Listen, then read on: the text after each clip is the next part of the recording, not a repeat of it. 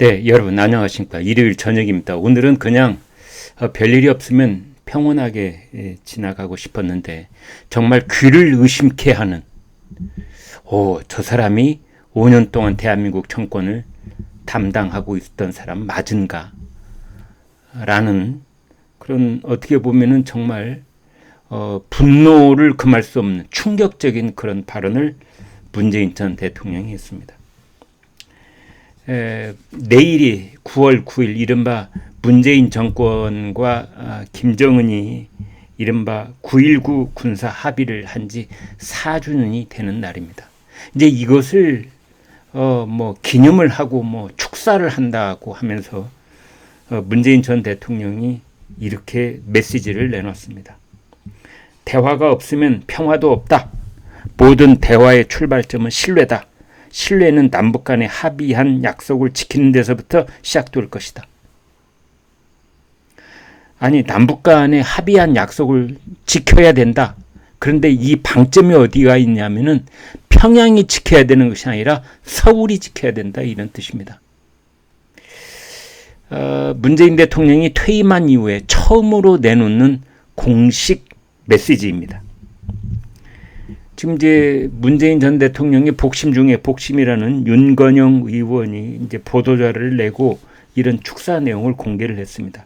그 내용을 보면은 이렇게 되어 있습니다.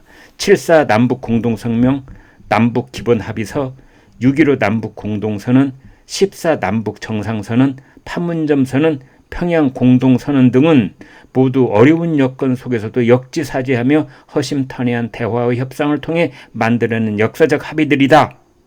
정부가 바뀌어도 마땅히 존중하고 이행해야 할 약속이다.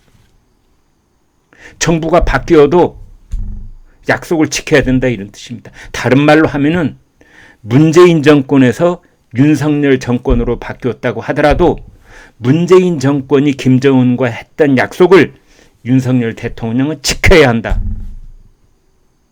라고 말하고 있는 것입니다. 아니, 말이 나왔으니 말이지 입은 삐뚤어졌어도 말은 똑바로 한번 해봅시다. 문재인 전 대통령, 북한은 지난 77년 동안 단 한 번도 정권이 바뀐 적이 없습니다. 3대를 이어서 계속 하나의 정권이 있습니다. 우리나라요, 대통령이 13명 있었습니다. 그러니까 우리나라는 13 정권이 교체되어 온 것입니다. 그렇다 하더라도 앞선 정권이 했던 것이 똑바로 된 일이라면 지킬 건 지켜야죠. 근데 문재인 대통령은 도대체 어디 달나라에 있다가 오신 분인지 아니면 최근에 벌어지고 있는 뉴스를 전혀 텔레비전도 안 보고 신문도 안 보고 오로지 강아지하고만 놀았다는 뜻인지 정말 어이가 없기가 짝이 없습니다. 왜냐하면 지금 오늘이 18일인데요. 9월 18일. 지금부터 정확하게 열흘 전에 김정은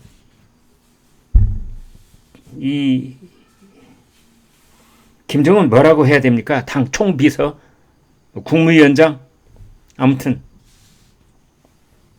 최고인민회의 육성 시정연설을 했습니다. 불과 열흘 전에. 그 시정연설이 50분 45초 동안 이어졌는데 이 연단에 선 김정은이 이렇게 말했어요. 100날, 1000날, 10년, 100년 제재를 가해보라. 절대로 핵을 포기할 수 없다. 비핵화를 위한 그 어떤 협상도 맞바꿀 흥정물도 없다.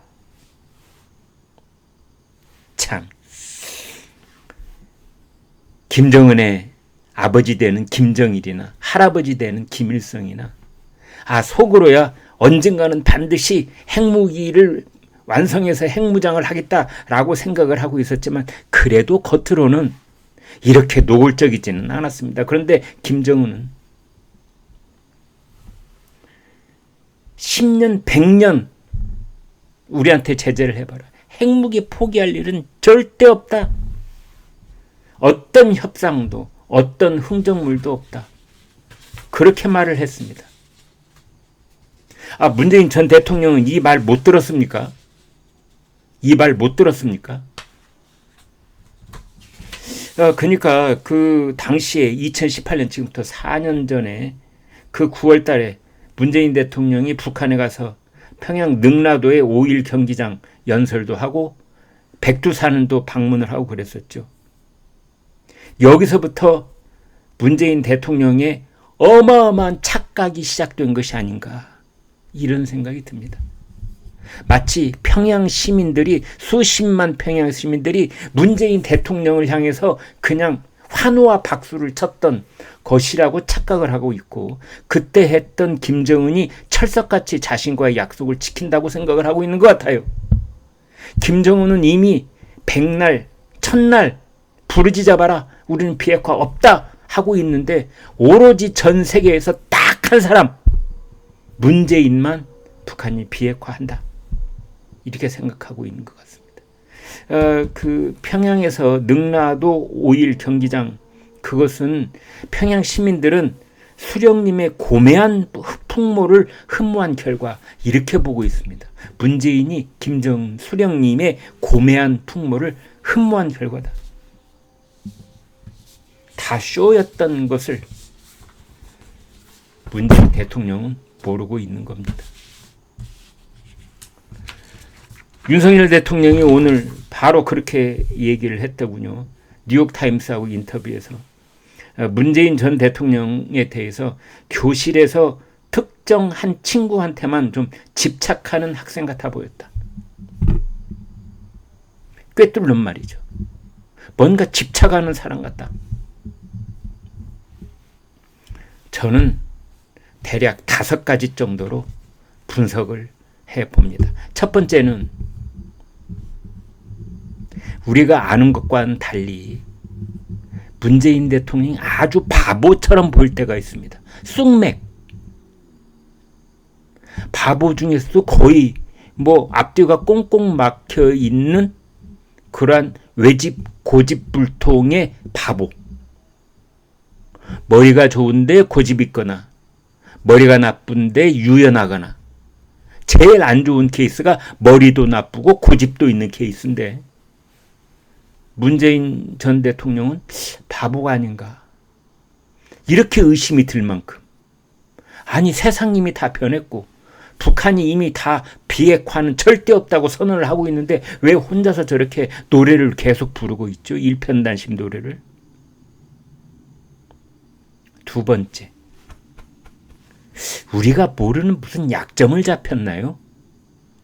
그러니까 절대 이해할 수 없는 행동을 어떤 사람이 할 때는 알고 보니 남에게는 공개할 수 없는 어떤 커다란 약점을 잡혔을 경우가 있는 겁니다. 그래서 인질처럼 북한이 하는 말에 대해서 김정은이 하는 연설에 대해서 옳소라고 할 수밖에 없는 그 덫에 딱 걸려버린 그런 경우가 있습니다.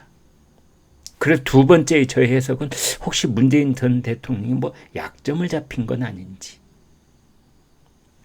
세 번째 저의 해석은 문재인 대통령이 고영주 변호사가 말한 것처럼 철저한 공산주의 이념을 가진 사람이다. 사회주의 신봉자다. 맹신을 하고 있다.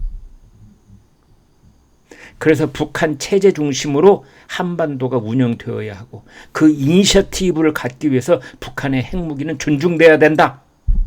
예를 들자면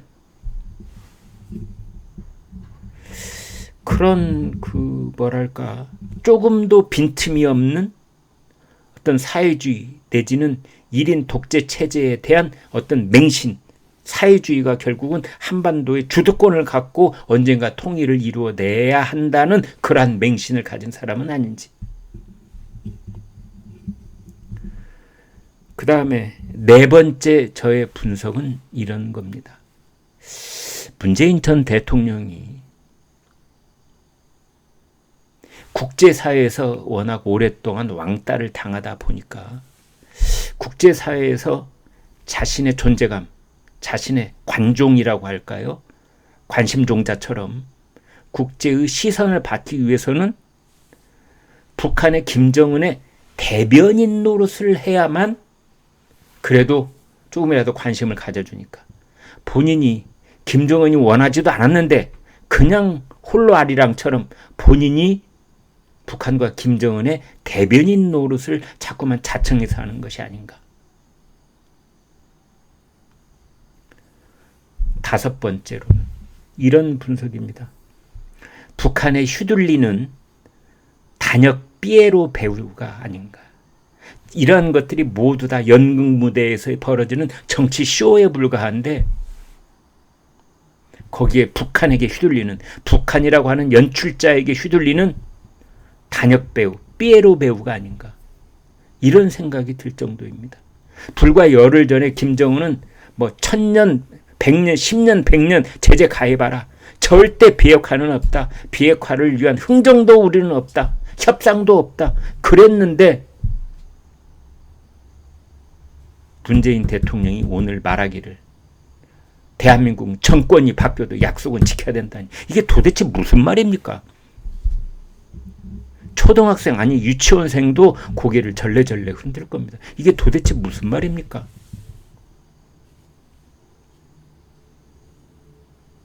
아니 저쪽에서는 이미 파혼하고 파혼 선언하고 예식장을 다 떠나고 다 뭐 하객들도 다 떠나고 아무도 없는데 문재인 대통령 혼자서만 혼인신고서 들고 막 흔들고 혼인했어 우리는.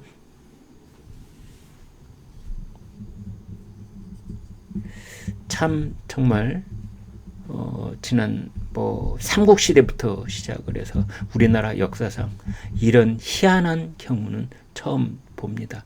무슨 동맹 어디가 어디하고 동맹 맺고 어디가 어디하고 동맹 맺어서 다른 나라를 치기 위해서 전쟁을 벌이고 그런 역사의 부침이 있었지만은 그 동맹을 한쪽이 깨면은 다른 쪽은 그냥 자동으로 깨지는 겁니다. 그건 말할 필요가 없는 겁니다. 비핵화를 위한 합의서가 10개가 있든 20개가 있든 북한은 이미 다 와장창 유리창 깨지듯이 깨버린 겁니다.